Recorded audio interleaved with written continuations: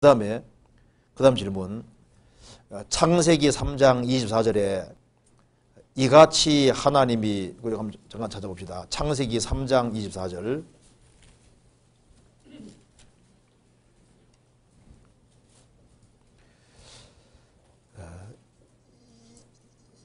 이같이 하나님이 그 사람을 쫓아내시고 에덴 동산 동편에 그룹들과 두루 도는 화영금을 두어 생명나무의 길을 지키게 하시니라. 이 말씀에서 그룹, 화염금, 생명나무의 길은 무슨 의미인지 알고 싶습니다. 아담 하와가 죄를 지은 이후에 하나님께서 그룹 천사들을 보내서 생명나무의 길을 지키게 하시면서 인간이 생명과를 따먹지 못하게 막으셨습니다. 그래서 두루두는 불칼을 두셔서 생명과를 따먹기 위해 들어오면은 칼에 맞아 죽게 되는 거예요. 그럼 여기서 이제 그룹은 뭐냐? 하나님을 가까이 섬기는 천사라고 성경에 설명하고 있습니다. 그룹은 천사고 하나님을 아주 가까이 섬기는 천사입니다. 천사가 위계가 있는데요. 성경에 서랍천사, 그룹천사는 하나님을 아주 가까이 섬기는 천사입니다. 천사도 질서가 쫙 있습니다. 천사 가운데 3분의 1이 살아간 것이 마귀죠. 마귀도 질서가 있거든요. 있는데 보통 무당들 속에 들어가는 귀신은 하등마귀입니다.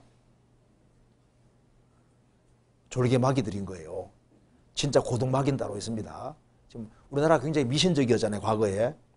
그런데 기독교가 들어오면서 유럽에 있는 서양 마귀들, 그런 아주 고등마귀들은 다 이제 일로 와서요. 하등마귀들은 다 이사 갔습니다. 동남아시아라든가 딴 데 이사 갔어요. 이사 가서 이제 마귀는 숫자가 제한되기 때문에 이게 돌고 이게 움직입니다. 루시퍼 천사에 따라서 움직이는 거예요. 그러니까 나라마다 배치되어 있다고 성경에 나와 있잖아요.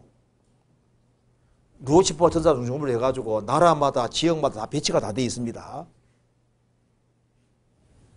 그래서 이 세계를 장악하려고 하는 거예요. 어쨌든 마귀가 있는데요. 이게 이제 그룹 천사는 주님을 가까이 섬기는 천사고 두루두는 화염금이라는 건 불칼을 말하는 겁니다. 그리고 생명나무의 길을 지키게 하시니라. 왜냐하면은 생명과를 따먹으면 영생하는데 죄가 해결되지 아니한 상태로 영생과 먹으면 어떻게 됩니까?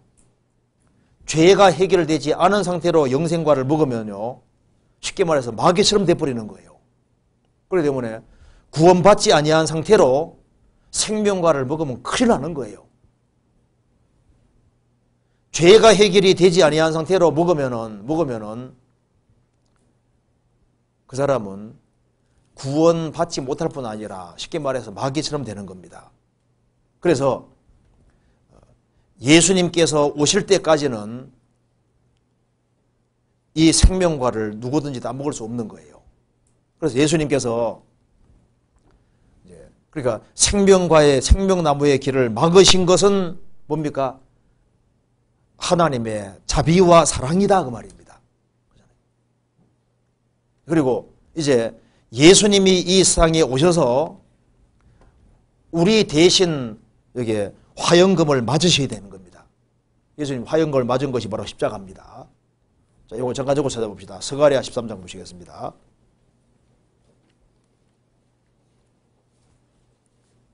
스가랴 13장 7절.